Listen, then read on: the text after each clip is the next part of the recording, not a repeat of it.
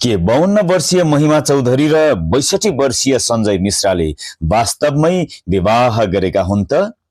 सामाजिक सञ्जालमा यति बेला बलिउड अभिनेता सञ्जय मिश्रा र अभिनेत्री महिमा चौधरीको विवाहको पोशाकमा सजिएका तस्बिर र भिडियोहरू निकै भाइरल भइरहेका छन्।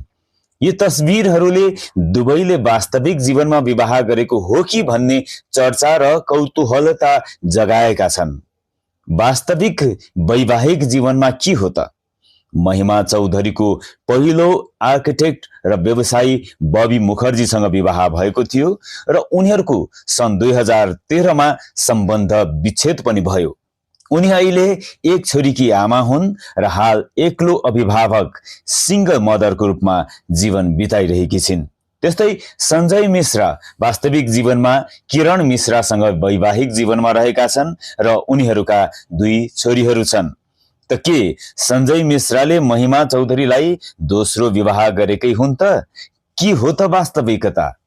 वास्तवमा सञ्जय मिश्रा र महिमा चौधरीले एक अर्कासँग विवाह गरेका छैनन्। यो खबर बिल्कुल निराधार छन्।